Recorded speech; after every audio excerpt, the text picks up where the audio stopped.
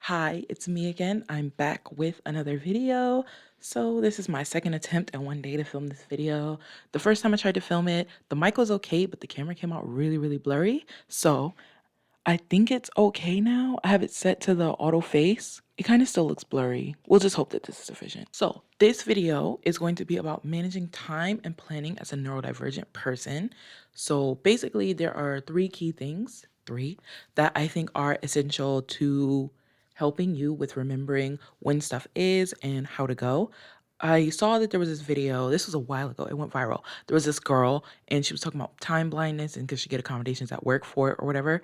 And people were like chewing into her. Time blindness, I do think is a real thing, but I think it's a symptom of other things that can be going on in your life. And, like BPD, bipolar, anxiety, depression, these type of things. I think that can have side effects like time blindness. Okay. So what I would say for regards to this and how to manage it, I'm going to go over the three things that I do personally to help me remember when stuff is. The first thing is going to be timers. So if you know that you have 5 minutes to do something, set a timer for 5 minutes. As soon as you realize that you have to do that thing, make sure it's on your phone, on your watch, on your Alexa, on your Bixby, whatever, Siri, use all of those. Make sure that they know, say, oh, I need a timer for 5 minutes. I need 5 minutes for this. And what I usually do when I'm asking the assistants for something is I'll tell them specifically what it is so that when the timer goes off, it's like, oh, now is the time to do da da da da da. And I find that very helpful, very beneficial. And it's just like an easy thing to remember in that way. The other thing could be alarms. Like for me, I need many alarms because I need pretty much intervals to let me know, okay, you're going over now, you're going over now. What I'll do before, I would just say, I would make it so the timer or the alarm would say, oh, 5 minutes, oh, you're late to this, you're late to this. What I do instead is I do a wake up alarm. Okay, now that you've woken up, I usually like lay in bed for a little bit just to, center myself, whatever. And the next thing that I would do is set an alarm after that says, okay, now you need to get out the bed for real, like, because I'm just sitting there doing nothing. And then I'll set another alarm to say, go wash your face, brush your teeth, blah, blah, blah. I shower at night. That's just more efficient for me. And then after that, there will be another alarm that says something along the lines of, now you have 20 minutes before you need to go. Okay, 15 minutes, 10 minutes, 5 minutes, you need to leave now. And that was like also very beneficial to me. So the timers and the alarms, all that really great. The other thing that I do is I utilize my phone and the Google Calendar. So this is on my watch as well, so I can access this from anywhere. And pretty much anything that I'm going to be needing to do throughout the day, it's going to be blurry. We'll see if it focuses. Is like a list here of everything that I need to do throughout the day. So today is Saturday. It's Lantern Festival Day. And the first thing that is on my list is to change my contact lenses because it's been a month. I have toric lenses because I have an astigmatism. I have to use them for a month, clean them, blah, blah, blah.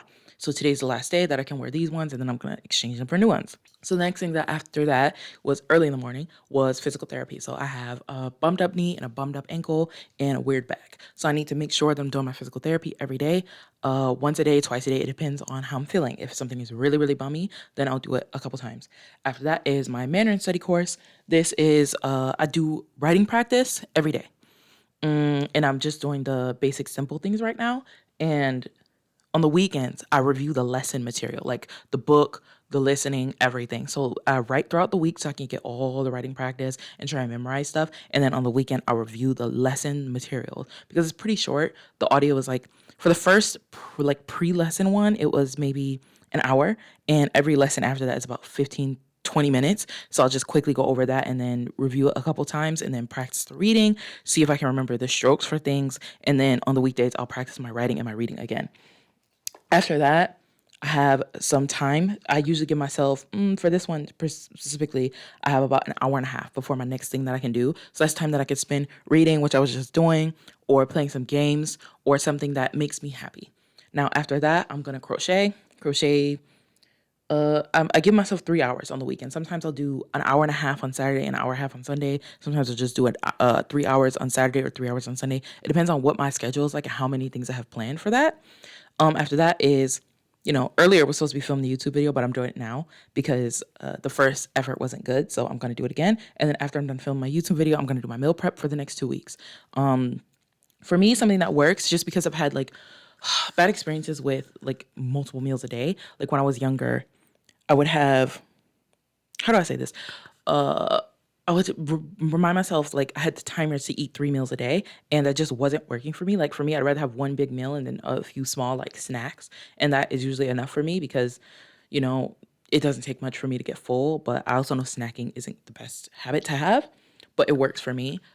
Personal example is an anecdote, but when I was living in my roommate in America, I had like this pasta. It was obviously fake meatballs. It was the Morningstar meatballs and some pasta and some sauce that I made. And what I did was I was like, okay, I'm gonna make the spaghetti and meatballs. And then since it was like a portion size that's normal, and I had like 2 meals a day already, I was like, oh, I'm not really hungry. So I ate like a little bit of it, and then I was like immediately like not that full or too full. I was done with the food, so I like set it there. And I was like, oh, I need to eat it. I need to eat it. I need to eat it. And then like I just got distracted by something else, went to sleep. The next day I woke up and I was like, "Ugh." This is also forewarning. This is why I don't leave food in my room, or I don't do it anymore. And I was like, oh my gosh, I need to eat it. I need to eat it. So then I took it downstairs and I put it in the microwave because it's something that we would always do growing up, like leave stuff in the microwave or in the oven. But I left it there for like 3 or 4 days. And then I brought it back up to my room and I was like, okay, I'm going to eat this now. And obviously it was old. So I got like a terrible bout of food poisoning. And ever since then, I'm just like, I'm not the biggest fan of dinner. So I'll usually eat before that. I guess like intermittent fasting, but not really. It's just I don't like eating after a certain amount of time because I have like that association with food poisoning. So, negative association, negative, it's like a psychology thing. It is what it is. Okay. After that, I have my timer and my reminder for my medicine and my journaling time. Yeah. So I make sure I put in lots of reminders because the task things are gone. So I have reminders on my watch, I have reminders on my phone, maybe even on my computer if I'm on my computer for too long. I have reminders everywhere. Even with the digital assistants, I have them all over because it's just really gonna help me to remember when I need to be doing stuff, when I have free time, when I need to be productive, and that's just very, very beneficial to me personally. Okay, so after that, the next thing that I want to talk about would be the planning. So, planning is very, very rough in general, but if you're planning something by yourself, my rule of thumb, because I know I'm going to remember, is give myself 3 days. So, usually my plans are for 3 days out. And I'll just like give like a gist window and then I'll confirm like the day before if I'm meeting with somebody when it should be.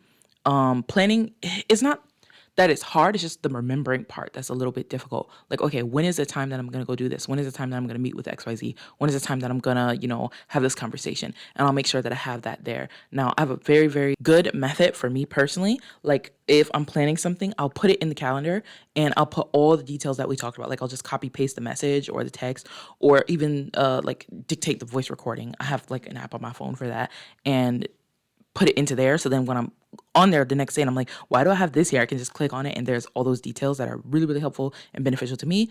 The other thing is my notepad. Like anything that I doesn't specifically have like a plan thing for it. Like I have a need to list on my notepad. And it's like the main thing. It's literally on my home screen. So if you see the home screen, it's transparent. You can't see it. Well, like if you tap here, it's like all the stuff there. So it has like everything that I need to buy. So it says like my bills for the month, my electricity, anything that I need to pay, and anything that I need to be doing in the like future, but like it's not a set date. So it's like basically an itinerary. So then there's a list of all the stuff that I need to buy. I cross out all the stuff that I already bought. Oh my gosh, it's gonna be blurry. Okay. I cross out all the stuff that I already bought, and pretty much it's just there to help me. And then big, big goals are at the bottom. Like there's another piercing that I want to get. I want to get some, well, I already talked about this. I want to get top surgery, so that's on there. And then the last thing on the list is just like a bunch of books that I want to buy because I love buying new books. And some of the books I already bought when I was younger, but I couldn't bring them with me. So I left them at old places and I'm just going to buy them again. So that's something that would help you with planning. Like just make sure you have everything noted down. Like the worst thing about it is not just the time blindness. I think the memory problem is also really annoying as like a neurodivergent person. Like I have multiple diagnoses that basically just like inhibit my memory, which I'm glad that it's that because I was under the impression too that I was like dementia or other things, and I was just glad to know that it's just a side effect of the conditions that I currently have, and it's just something that I have to adjust to. Like for me, my memory it can be really really annoying. Like I'll forget things, which is why I have so many notes for stuff like throughout my day. So what I do is anything that's like essential and I'm gonna need it on a day-to-day basis, I try and leave it out. So I have like many, many hooks on the wall so that I can just grab what I need. Like, okay, this is out, this is out, this is out. But the sad thing is like you can't put everything out. So the stuff that can't be out, I'll label it. And sometimes like if it's too detailed for what's going to be in there, I'll just put a note on my phone on the thing. So I've labeled direct cabinets and stuff. Like this cabinet has this type of stuff. Like there's a cabinet that I use specifically for ointments and creams and antibiotics and all that other stuff. Face stuff usually is under the bed. This is like a raise up bed. It's pretty cool. The other stuff is like reading books, study books, medicine, important documents. Like everything has like a place that's out. And for stuff that can't be out, I'll just label a container and put it inside of somewhere. And if that's also too difficult, I also put it in a note on my phone. But I like to encrypt things too, just in case. So just, if my phone gets hacked or whatever, no one can just like go in and steal all my bank information. I'll make sure it's like in a way that only I can understand it. Like people would look at it like, what are all these symbols? But it's to help me remember what stuff stands for. And it just privacy. So memory can be a really, really daunting task. So like just label your stuff. Or if you're really, really bad at it, there's like little QR codes too that you can get and you can scan them and it'll like open something to like a phone app or whatever to say what's in there. Like those are really, really helpful. There's also the tags, like the audio tags that you get, but I wouldn't do those because those are mostly meant for blind people. So you don't want to inhibit accessibility tools from other people. So you just get stuff that like the NFC tags. Those ones are also really good. Like you can make it so it opens your Wi-Fi, so you don't have to remember your Wi-Fi password. You can make it so it like unlocks your phone, or does a bunch of other stuff. It's really, really helpful. So you can use those. I say utilize those. I've not done that yet because this is not my ideal apartment. Once I move, I'm gonna invest in those and hang them up in places. Everything is ordered in a certain way. Like for me, which I started moving stuff into a way that would like help me to remember it. I didn't have to do what I usually do. Like my old tactic was if I'm not remembering what I need to do, I'll go back because sometimes you have to walk in, walk out, walk in, walk out to remember. And I would start doing the action of what I'm looking for. Making sure that stuff is in a place that's like intuitive to you is very, very important from my perspective. Oh no, it's not recording the audio? Oh, it is. Okay. Something that's very intuitive to you. So put stuff like next to each other, group things in a way that's like direct and beneficial to you. So for me, what I would do is like I talked about the spray bottle and the cleaning, and it's like a clear step indication for like what I need to do next. So it's like an escalating thing, and I will remember like the NFC tags that I talked about before. You can even put like labels on drawers, labels on products, labels on containers, so that you know what needs to go where and how you can do it. I also have like a note in my phone too for certain things that I need to do in a certain order and where they need to be, so that I don't forget where they are. And if I need to move something, because this has happened before, I used to not make note of it, and then I would forget it and then lose it, and then it's gone forever. So now I'm like, okay, I'm moving this thing. So I'll grab my phone and make a note in my phone so that I know where it is. Like, certain days are dedicated to certain things for me specifically. Like laundry is always going to be on a Wednesday.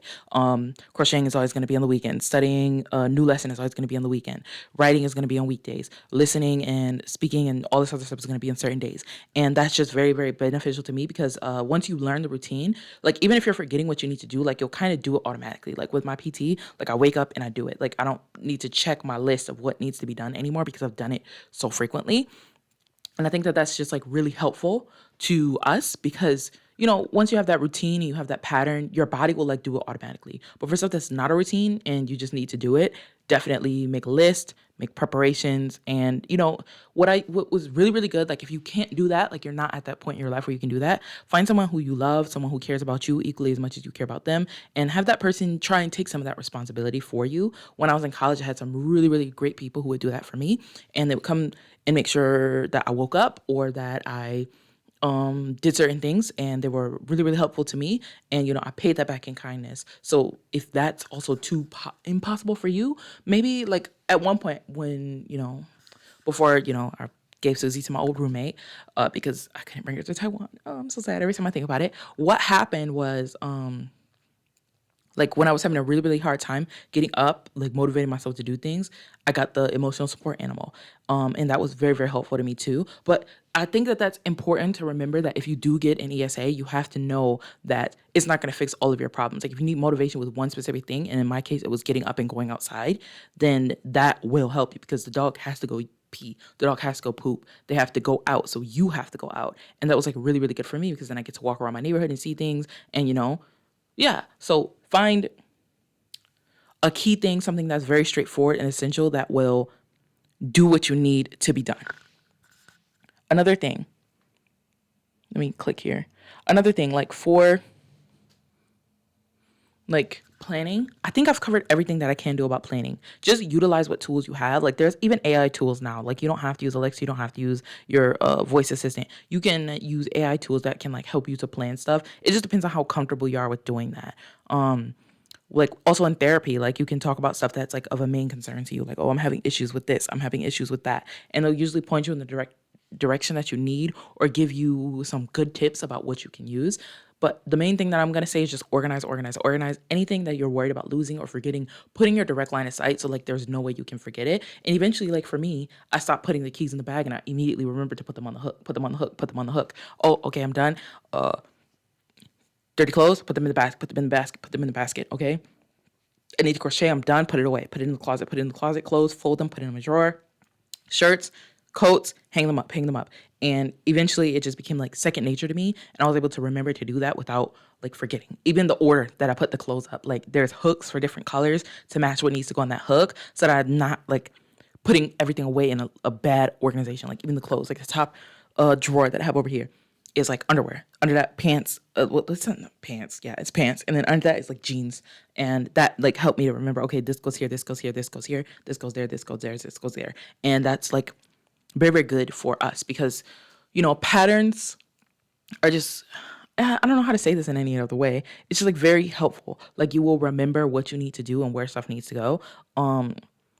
Yeah, anything key and essential, it'll be right there for you. So you're not like wasting your time or getting frustrated because you can't remember something. Like that would be something that would happen to me all the time. Like when I was trying to do the gestures method where you just like do the action for what you're looking for, like, oh, spray ball, and like try and remember. And then I would go and as soon as I left the area, I would forget and then I'll get frustrated. So moving stuff and putting it in line of sight for where you need it to be, like always put dishes and stuff by the sink.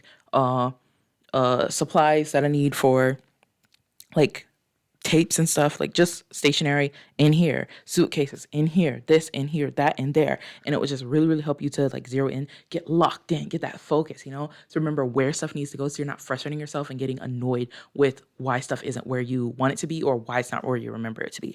And, you know, just have grace for yourself when you do lose things because inevitably it's gonna happen. Like I've lost stuff all the time. Like I had a really cool set of something that I bought. It was like really time limited and exclusive and had a really cool USB thingy and it was gone.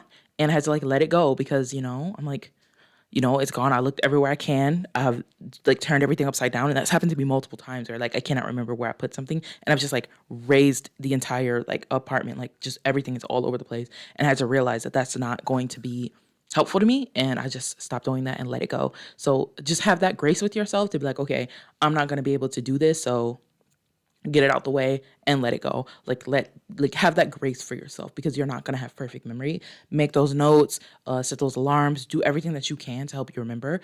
And also like for me specifically, like at work, I have like really good coworkers. So my coworkers, they'll like help me and let me remember where stuff needs to be. Or like aren't you supposed to be doing this or this, and this? Like, especially at work, like I make my lesson plans, like I'm an English teacher and I'll have many, many time things for me. So then, you know, each time I'm transitioning, I just hit the button on my watch to say timer 5 minutes, timer 5 minutes, timer 10 minutes, timer 20 minutes. So then I'm never going over because, you know, you need to be responsible for the students. And I just help that accountability for myself. And even with like my lesson plan, like I'll put it on the wall and like I'll look at it and it has the time increments of how long I need to be doing stuff. And when it's like the latest that I can stop with it, and that'll just help me to remember to tap the watch and add the timer or tap the watch and add the alarm or check off a task that's already been done. So it's like it's a lot of preemptive stuff. So like what I would do is like I showed you earlier, like my checklist, like have stuff that you're gonna do every single day on a checklist or a task or a reminder on your phone. And when it's done, just tick it off. And it will save you so much time and stress because like you have to just really sit down one time and think about everything that you need to be doing on certain days, put out all the details for that, and then just after that it's like automotive, like you just okay, check, and it will save you so much time, so much stress. And you know, if you don't want to put in that time at the front, like I don't know what else to say, like this is just tips that work for me, the stuff that I've learned throughout my years or through therapy, and I found it very, very helpful. So if anybody else has any other tips, go ahead and knock them off at the comments. I don't really have anything else to say about this topic. Next time I think I want to talk about I have a list. I'll bring out the list. Once again, this is why lists are important because, you know, you'll forget. And the list, I have a few. So I'm going to tick this one off because I already talked about it. I have a couple issues about like, it's like anthro stuff. I'm probably going to skip those ones. So I can either talk about finding hobbies or the problems that I find with like the inward pass. Or there's one more topic that I want to do, which is about like how people can weaponize incompetence and like learned helplessness. So we can talk about either one of those. I'm really leaning towards like weaponizing competence and learned helplessness because I find that to be like a really good topic to talk about because a lot of people do it and they don't realize it. And I would do it a lot at some points too. And yeah, so we'll see which video I decide to go with. And I'll see you guys next time. Peace.